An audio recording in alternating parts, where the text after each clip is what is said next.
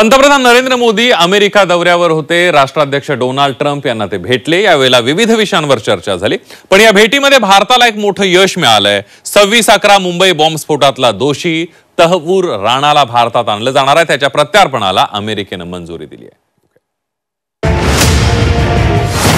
तहव्वूर राणाचा खेळ खलास।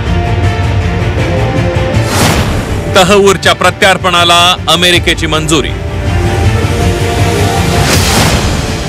26/11च्या हल्लेखोराला भारतात आणणार।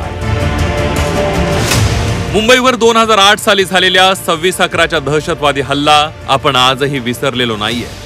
26/11च्या हल्ल्याच्या जखमा आजही मुंबईकरांच्या मनातून पुसल्या जात नाहीयेत। या हल्ल्यात 175 जणांचा बळी गेला होता, तर अनेक जण जखमी झाले।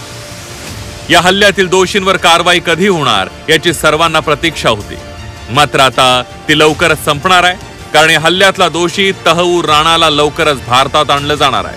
त्याच्या प्रत्यार्पणाला अमेरिकेने मंजुरी दिली आहे।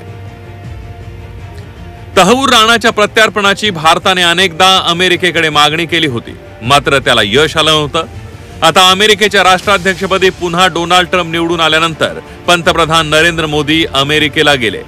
या पहिल्याच भेटी दरम्यान भारत आणि अमेरिका संबंध अधिक दृढ होतील असं दोन्ही नेत्यांनी सांगितलं।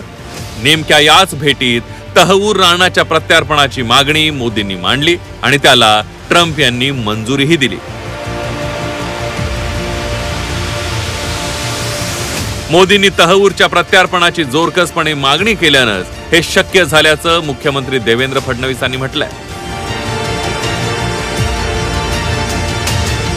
भारताचा अपराधी आहे आणि त्यामुळे भारताच्या लीगल आणि ज्युडिशियल सिस्टीमला अपराधी म्हणून तो उपलब्ध झाला पाहिजे आणि त्याला सजा देता आली पाहिजे, अशा प्रकारची आपली मागणी होती। माननीय प्रधानमंत्री मोदींनी ती रेटली आणि तहव्वूर राणाच्या प्रत्यार्पणाला या ठिकाणी जी मान्यता मिळालेली आहे, मला असं वाटतं की आता फायनल जस्टिस 26/11ला आपल्याला या ठिकाणी मिळणार आहे।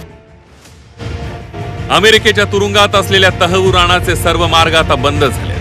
भारतात आल्यावर त्याच्यावर कठोर कारवाई होईल, जेणेकरून मुंबईतल्या 26/11 दहशतवादी हल्ल्यातल्या हुतात्म्यांना आणि मृत्यू झालेल्या सगळ्यांना खरा न्याय मिळेल। ब्युरो रिपोर्ट, झी 24 तास, मुंबई।